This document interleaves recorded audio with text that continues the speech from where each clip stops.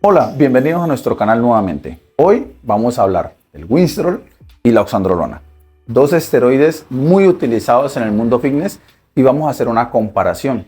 Vamos a ver cuál es mejor dependiendo de diferentes situaciones o escenarios en los que estemos parados. Pero primero, suscríbete y activa la campanita de notificaciones para que estés pendiente de nuestras actualizaciones. Primero, vamos a entender qué son estos dos compuestos. La oxandrolona y el Winstrol son esteroides anabólicos sintéticos que son utilizados en el mundo de la medicina y en nuestro caso, y lo que te trae acá, en el mundo del fitness y el culturismo. A nivel médico, la oxandrolona se utiliza para tratar condiciones como la pérdida de masa muscular involuntaria o el retraso en el crecimiento de los niños. A nivel médico, a nivel del fitness te puede ayudar a ganar masa muscular magra.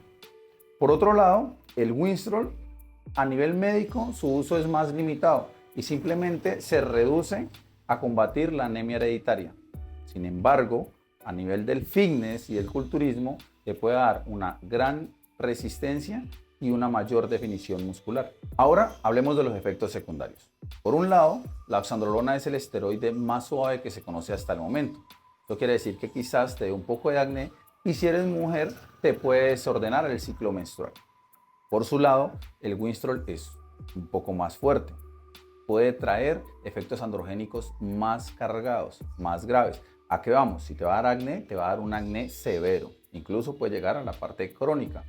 Si eres mujer, te puede dañar la voz y te puede engrosar la voz totalmente.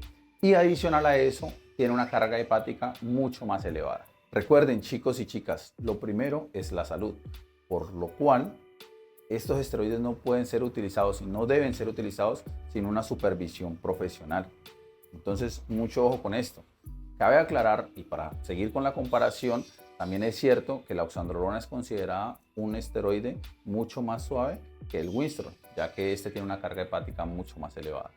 En resumen, la elección entre oxandrolona y Winstrol va a depender de tus objetivos, de tu estado de salud y de a dónde quieres llevar tu cuerpo. Mucho cuidado, vuelvo y reitero, el uso de esteroides anabólicos es peligroso y debe ser siempre bajo una supervisión de un profesional. ¿Qué pasa? Hablemos un poco de un escenario. ¿Quién puede consumir oxandrolona? ¿Quién lo debería consumir?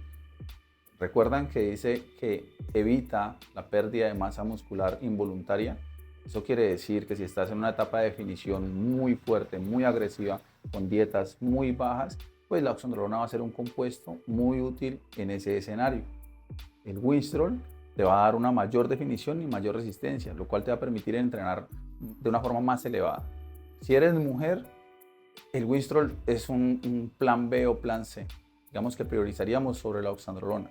Si eres hombre, sería mucho mejor el Winstrol. Si la dieta es muy elevada, pues incluiríamos la oxandrolona, pero mucho cuidado. Ojo, debe ir acompañado de una testo. Si no, le va a bloquear el eje hormonal y la producción de testosterona natural va a estar en ceros. Líbido en cero, potencia en cero. Igual también todo esto va a dañar su proceso. Entonces tengan mucho cuidado y ya saben, ¿cuál es mejor? Va a depender de los objetivos de cada persona y también del escenario en el que estén en ese momento. Y llegamos al final de este video. Si encontraste información útil, asegúrate de darle like, de compartirlo y quedo muy pendiente de tus comentarios. ¿Por qué? Porque este tema es muy amplio y obviamente no voy a alcanzar en 5 o 6 minutos a abarcarlo por completo. Entonces voy a estar pendiente para responder tus dudas de forma particular y personalizada.